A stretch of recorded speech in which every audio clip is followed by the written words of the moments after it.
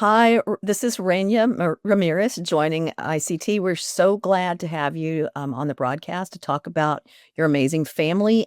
Welcome. Thank you. Thank you. Thank you for inviting me. I'd like to know, first of all, you are the granddaughter of Henry Rowe Cloud and Elizabeth Bender Cloud.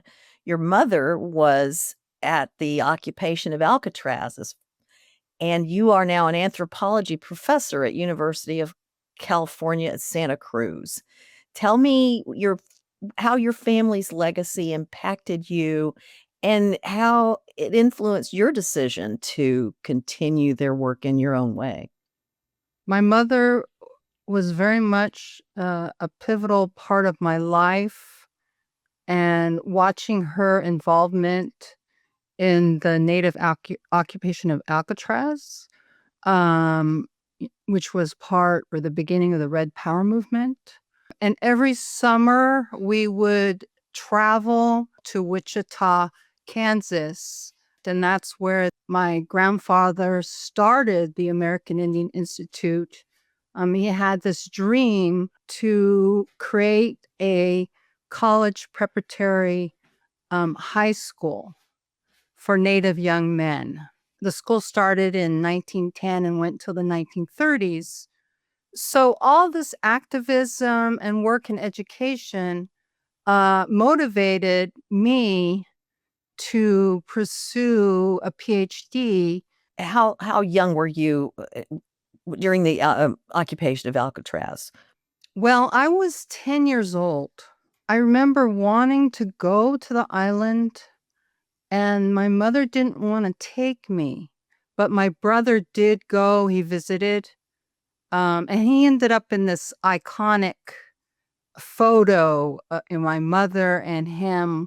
It's this iconic photo where all the activists are inside the prison, in the middle of all the prison cells.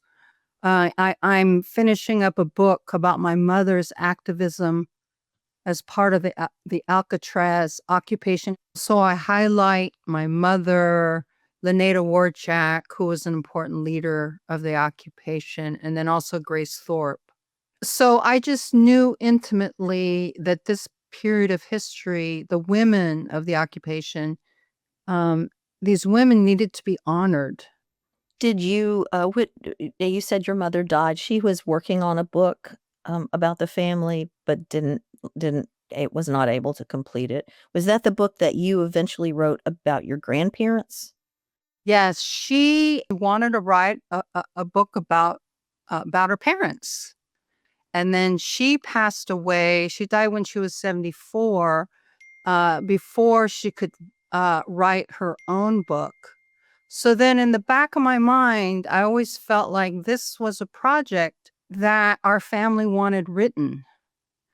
So that's why I decided to finish a project that both my mother, Wosha Cloud North, and her mother, Elizabeth Bender Cloud, they both wanted a book like this written.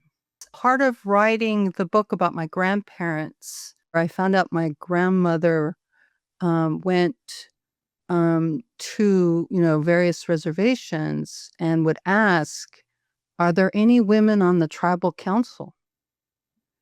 And the answer she would get was, "Well, the women are shy."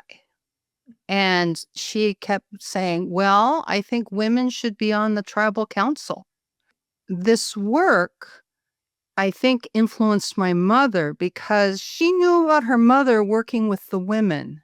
And then I think it was passed down to me, where when I went to grad school, I went to Stanford, and there were a number of Native women grad students, and we were interested in Native feminisms.